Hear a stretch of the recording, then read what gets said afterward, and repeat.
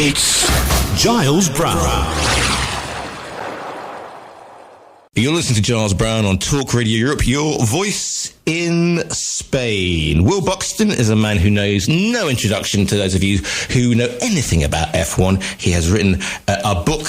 There's a book out called The Complete History of Formula One. Delighted to say that he joins us live on the line, not from the pit lane, but from his rather splendid home studio, somewhere in that there UK. Will, good morning to you. Good morning. Great to see you. How are you? I'm very well. Well, I'm in that sort of like leave period where there hasn't been a Grand Prix for about sort of 3 or 4 weeks, and I'm starting to get withdrawal symptoms. How are you doing?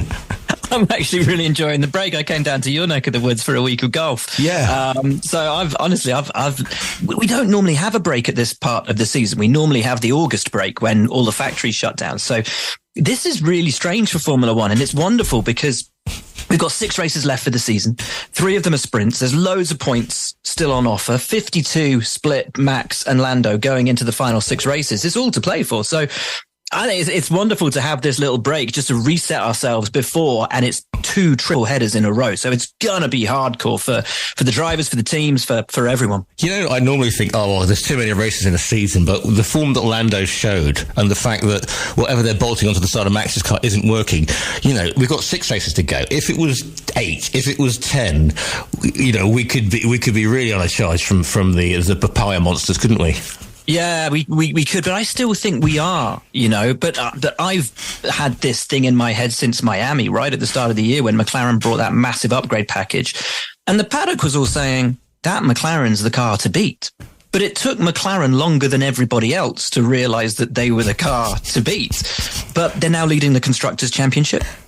Could be their first one in a quarter of a century. Can you believe that? McLaren, with all of the success they've had over the past 75 years, their first constructors in a quarter of a century.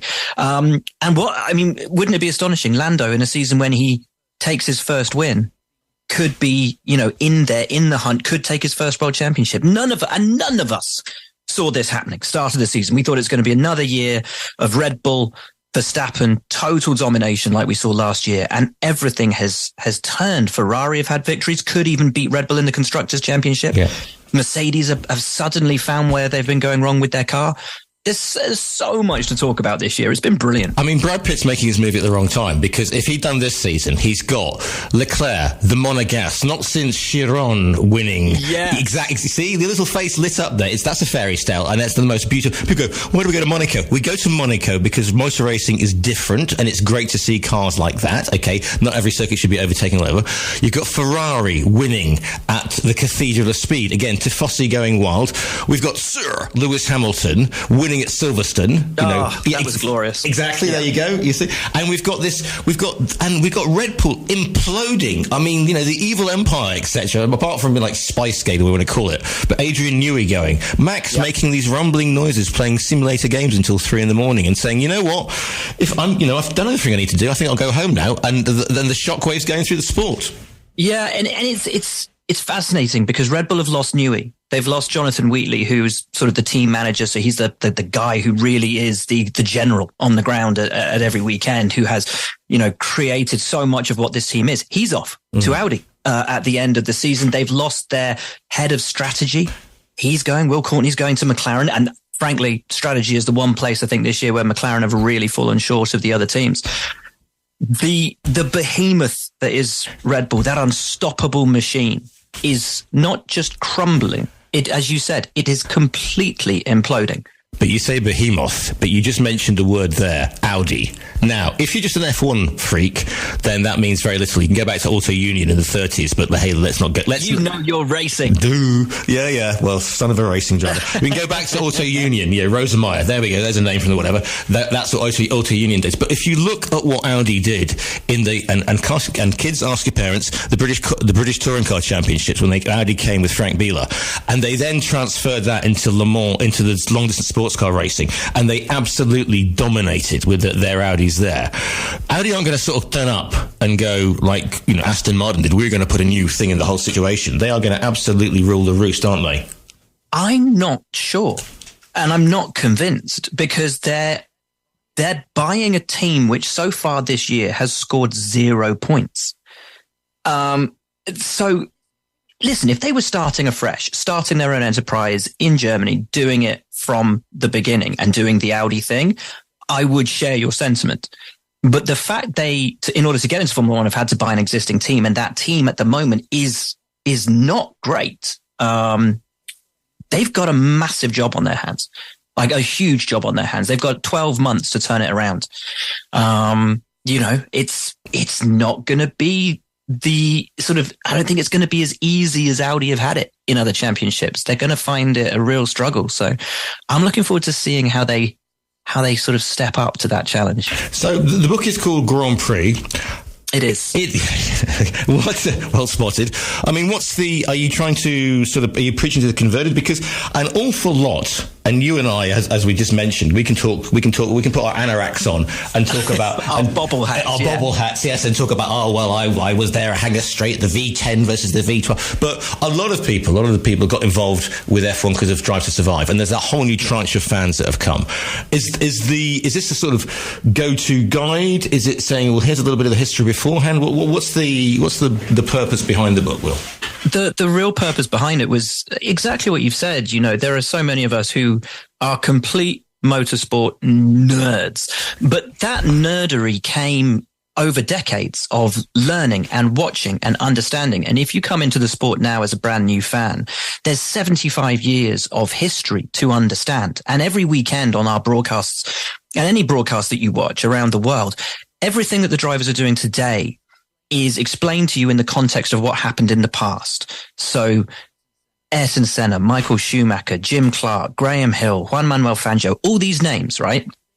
But they don't mean anything if you don't know the stories and you don't know who these people are and you don't know why we're comparing the greats of today with the greats of the past. And we do live in an age of social media toxicity where if you're a new fan, you immediately get cast out as, you're just a Drive to Survive fan or whatever. And I wanted to embrace everybody and say, there's nothing wrong with being a new fan, because we all had a day where we knew nothing. We all had a first race that we watched or we attended where we didn't know what we might know 20, 30 years later. So the book is intended to be that kind of easy access point if you're a new fan. But also, let's say it's you and me and you want to explain to your kids or whatever, who was Phil Hill or who was Ronnie Peterson or Gilles Villeneuve. It's got all of that in there in a way that I hope isn't too kind of scary, because there's so much to Formula One and there's so much complexity, which can be quite scary when you're first getting involved in the sport. So I wanted to just try and break it down in an easy way. But at the end of the day, with F1, with any motorsport, I mean, it's the visceral, guttural feeling of being at a circuit. And if you please, kids, if you haven't been to a circuit, listen, if you haven't been to see any sort of motor race, MotoGP live is quite something. But Oh yeah. But if you haven't sort of stood there and watched somebody come around a corner at 10/10ths on a Friday practice or a pre, I was going to say pre-qualifying, that dates me. But there is, I mean, I remember taking a lady companion to see a young guy called Carlos Sainz, who was winning everything in GP3 at the time. He was racing, and it was Jerez, which is the nearest circuit to us down here, right? So went to Jerez, and Sebastian Buemi was there because he was the Red Bull driver at the time, before Red Bull were even quite good. And her reaction when a full throttled car went by was quite something. Yeah, and that was GP3. There's what we now call Formula 3. There's two tiers until you get to Formula 1. And even in those junior categories, you go and see karting. Go and watch 10-year-olds, 11-year-olds fire themselves around a go-kart track. It's mesmerizingly impressive. It's absolutely incredible. And that's where they learn their craft. As you say, there is something about watching motorsport live. And I hope there's something in this book which might speak to people and say, I really want to go and see this. I really want to go and see these guys. Buemi had bought the actual current F1 car down at some point, and as we walked into the circuit, I said to her, because they were doing a demonstration lap, because it was a Carlos Sainz loving. He was off to where we went first, and he was going to Toro Rosso. So, and I turned to her and I said, just to let you know before we start, that as soon as the cars come past, I turn into a 4-year-old child. That's it, isn't it? Yeah. But that's what going to a racing circuit does. It still does it for me. Every time that I walk into a paddock, I still get that same wide-eyed, childish excitement, because there's something very special about motor racing. That unique combination of man or woman and machine, just the fact that in this scary, terrifying thing that's going faster than you could ever imagine, there's a person. And that's what I love about it. But also, you see, if you look at your book, then you'll understand the history of Ferrari. You understand the history of McLaren, why the McLaren, when the McLaren appears in that particular shade of orange, I got goosebumps because, I know. You understand other names that come out, like Lotus, who are teams that you think were always going to be there, like Lotus, like Williams at the front of the game. When they're at the top of the game, like in the 80s, when I, was really getting into motor racing, you thought there's no way these teams are ever going to disappear from the face of the earth. And the circuits as well. Why Spa's got a specialty thing. Why Silverstone, this old Air Force in the middle of nowhere, we still put up with it.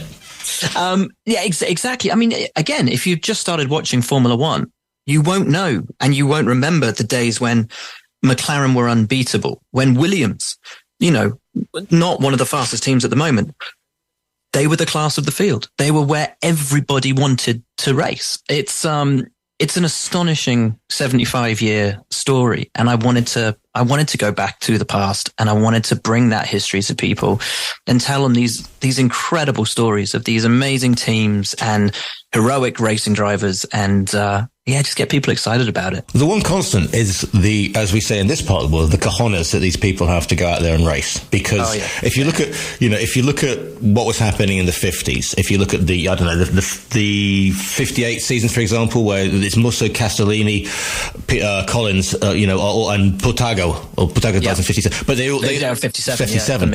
Yeah, of course, it was in the film. It was the only, and Dad saw that and said the cars are far too clean. But the true story. But the son of a racing driver. But there's that horrible, the danger that has always been there, and in those cars, no seat belts, polo shirts, etc. And you think, my goodness, those guys are brave. But then you think of the incredible. I mean, Lewis Hamilton was just saying the other week that he doesn't want races to be shorter because they are extreme athletes, and therefore they should be pushing the limits. And there is still danger in racing. Anybody who saw Grosjean's accident, for goodness sake, and nobody thought he was going to step out of that one.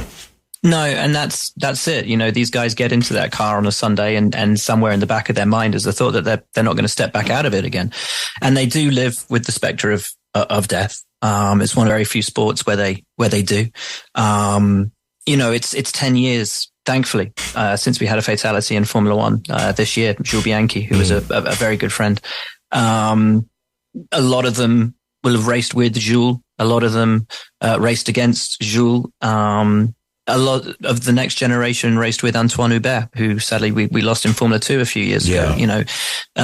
It is still a dangerous sport, and it says it on the back of every ticket you buy, every pass you put around your neck. Motorsport is dangerous.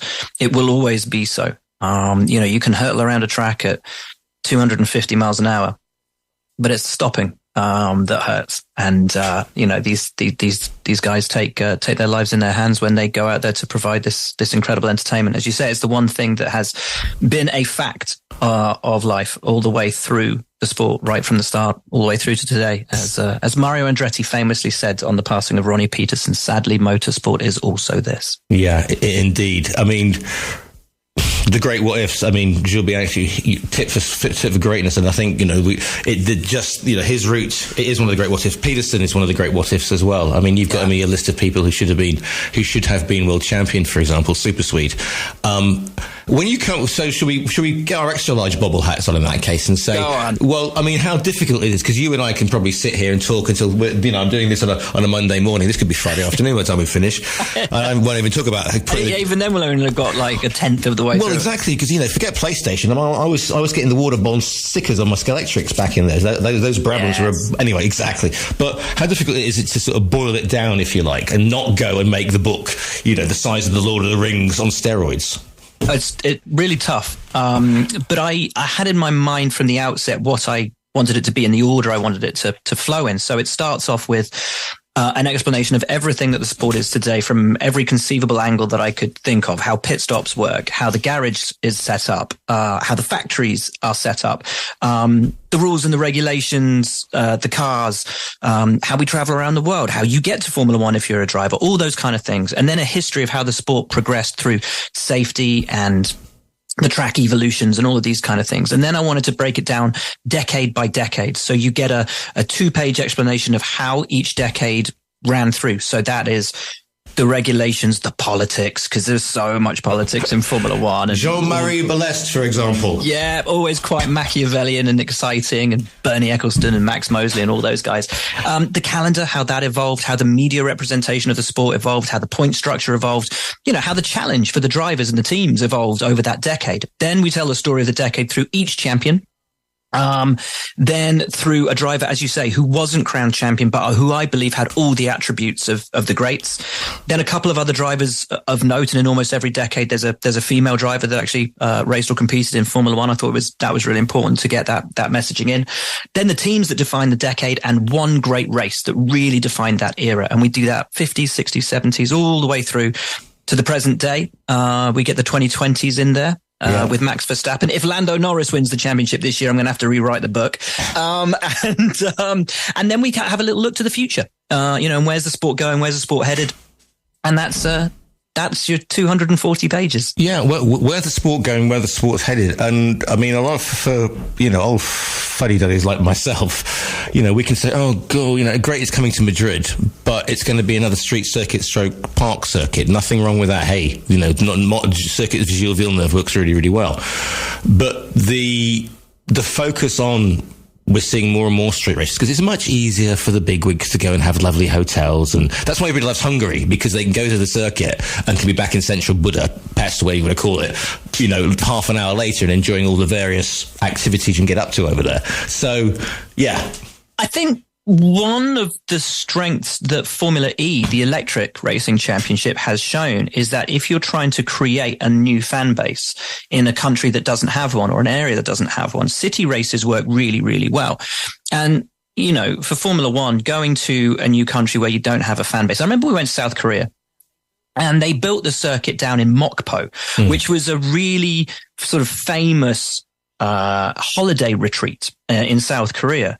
But it wasn't necessarily somewhere you'd go for a motor race. And in the old days, there was this whole concept of, if you build it, they will come. Yeah. That's not necessarily true in an area that doesn't have a natural or defined or established fan base. So the city races put it bam in front of people, right there, right in your face, impossible to ignore. The South Korean race didn't work. And there's talk now that the South Koreans want Formula One to go back, but they want to do it on a street track in Seoul, or I think in Incheon. So I think there's a place for street races, but what's really good is the current owners understand the importance of the classic tracks as well. And let's be honest, the calendar is 50% longer now than it was when I started 25 years ago. When I started, 16 races were the entire season, and we're now at 24. So there's so many more locations, so many more different types of streets, of circuit and street circuits that have come on with that. It's a really interesting quandary. It's a really interesting dilemma, but, I'm excited. I'm really excited for everything that stands ahead. I spoke to Jenny Gale last week because she's also got an excellent book out. And she does. Jen's a good friend. Yeah. Jen's amazing. I mean, I said to her before the interview, I said, I'm going to come across like a total fanboy, but I really love your work and what she's been through recently and the resilience. Yeah. I mean, she's incredible. Yeah. And we talked about diversity, and everybody going, F1's, because we have this horrendous. I mean, when Jackie Stewart was going around, what was it, Zolder or Harama, I think it was, or it might even been Montjuic, that dates me. And he's putting an arm coat because they've put the arm coat on, but they haven't put the bolts in, okay? Yeah, that was Montjuic. Yeah, Montjuic, right. Okay, so that's Barcelona, by the way, for the rest of you. So that's, and people go, oh, well, Stewart is just, he's just a friend. Niki Lauda gets called a coward before the Nürburgring 76. He gets called a coward, and of course, he has the crash that changes everything, and they never race F1 at the Nürburgring again.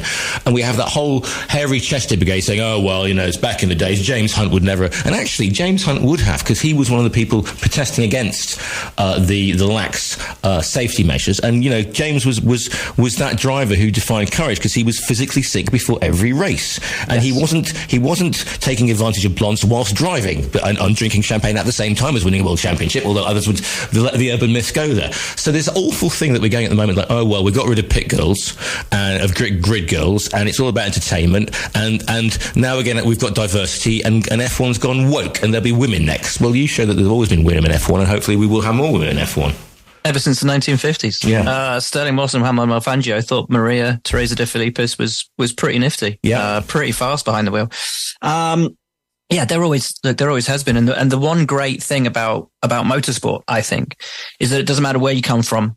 Doesn't matter what color your skin is, where you come from, what gender you are. You pull that helmet on and you look exactly the same as everybody else. And the only thing that matters is the stopwatch. And it's the only thing that should matter. It's the only thing that's ever mattered is the stopwatch. And if you can prove that you can get around that circuit and stop that stopwatch faster than anybody else, then you're the best. And it doesn't matter. And how many other sports do you know where there is a completely level playing field when you get to that point of, okay, look, the machine is a huge part of it, but it's you against the clock, and that's it. And I absolutely love it. I love it for that reason. And I really hope that, yes, it's so wild, because for decades now that, there hasn't been a woman competing in Formula One. And why? Because you think from a marketing perspective, female racers should be able to get an absolute boon of sponsorship. And yet major corporations are too scared to invest, to put that money in. And I really hope we see that start to change. 2 words, Jamie Chadwick. Yeah, I think Jamie's great. But she could be a trailblazer. I'm not saying she's going to get into F1. She's been doing some obviously some testing, some reserve sort of standing in sort of stuff.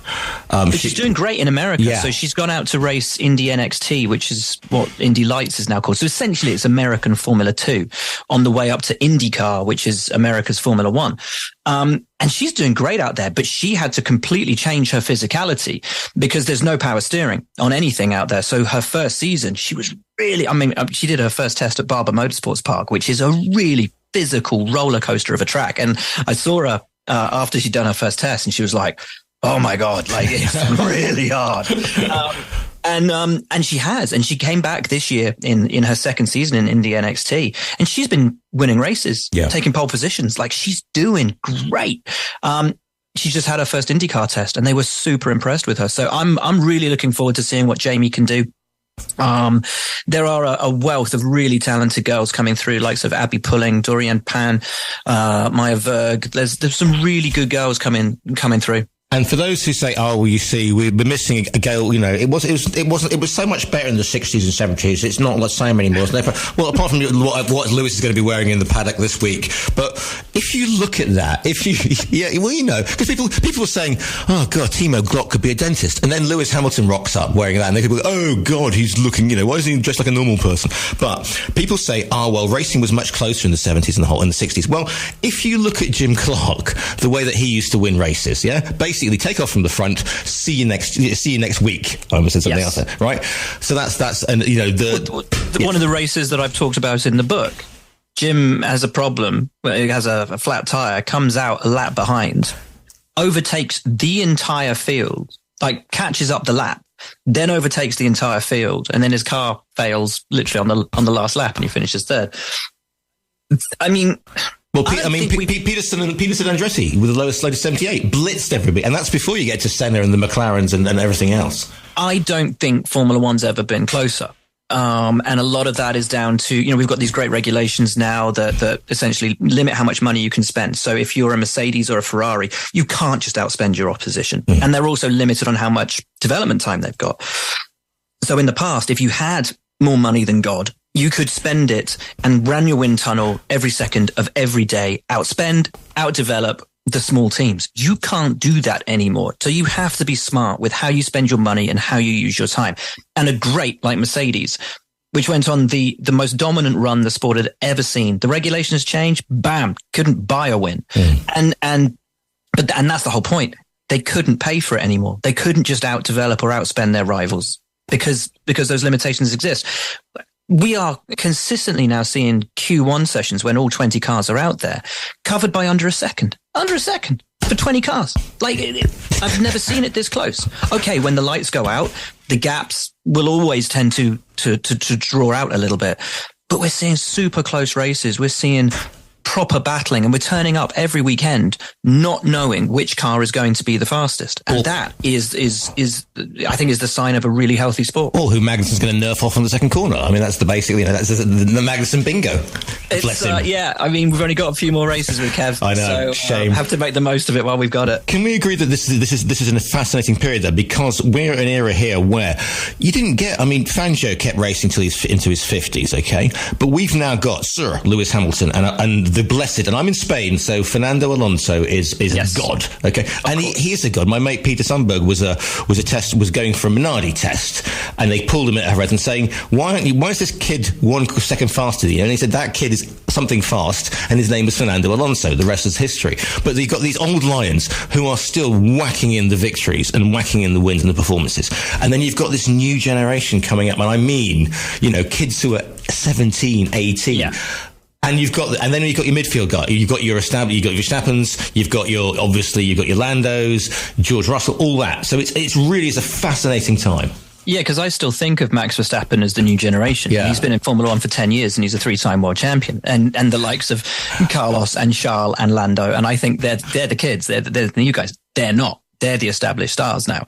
The new kids, your Kimi Antonellis, your Ollie Behrmans, Colapinto, who's come in this season and nobody expected anything from and has been sensational. They're the future. We're at another generational tipping point. And I really enjoy these eras because the old guard get a bit of a shock and a bit of a wake up, and it's only the greats that last. Yeah. There is a generation that will see the back door, and that will be, Ricciardo's already gone. Bottas, Perez, Hülkenberg, they'll be the next, because unless they win the title, and realistically they're not going to, their time is done in the sport. So you then look to that next generation of Max, Carlos, Charles, all of those guys, Lando. And then the new young generation coming through, putting them on standby. It's mega. But this could be the moment. This could be the moment, my friend, that Lance Stroll finally seizes that nettle and proves what he's worth. Well, he's got no excuse now, has he? Because they've signed Adrian Newey, the greatest designer in Formula One history. So he can't say it's the car anymore. Just quickly, I'll let you get on in a minute, but you just go out with the people the racers that who could have won championships, who should have won world championships. I had the pleasure of meeting. I beat him at Scale Electric once, and I interviewed him twice. And I once walked into him. I walked into the library at Farm, at the clubhouse, and I walked to the library and sat down, and then I looked over, and Sir Sterling Moss was standing there leafing through a book, and couldn't think of a bloody thing to say to him, obviously, because it was Sterling. But you list him as, obviously, he is the man who should have, could have, and if you hadn't given his car, if you hadn't had that, been sporting. Same as Peter Collins could have been the first world champion in the 50s if he hadn't given the car to Fangio. And then we've got... Sterling was... So for me, there are two greatest of all times in terms of drivers who could step into anything and immediately be the one to beat. And that's Mario Andretti and Sterling Moss. They were... Well, and Mario's still, banging around in two-seater Indy cars. Like the passion just has not left him. I was lucky enough to get a two-seater ride with Mario at Sonoma a few years ago, and that was all arms and elbows, dust kicking up around the corners because he was just leery and lurid, and it was brilliant. But Sterling was the man. The man. Dan Gurney as well. You put Dan Gurney in, and people may not know this, but I mean, Can-Am Dan Gurney. Long distance sports cars, Dan Gurney. I mean, just everything Dan Gurney. He was incredible. Absolutely incredible. The Eagle. The most beautiful car. The beautiful car gets the victory at Spa, wasn't it? 67, he gets the victory. The most beautiful car. Yeah. In the team that he set up with Carroll Shelby. I wanted to include for every decade somebody that I thought really, really deserved the title, but either fate or, poor decision making or just, Just circumstance ultimately meant they never did. Our bobble hats and anoraks have grown to a ridiculous size. Well, if the book is called Grand Prix, if people want to find you on their internet and say lovely things to you, how's the best way to get hold of you?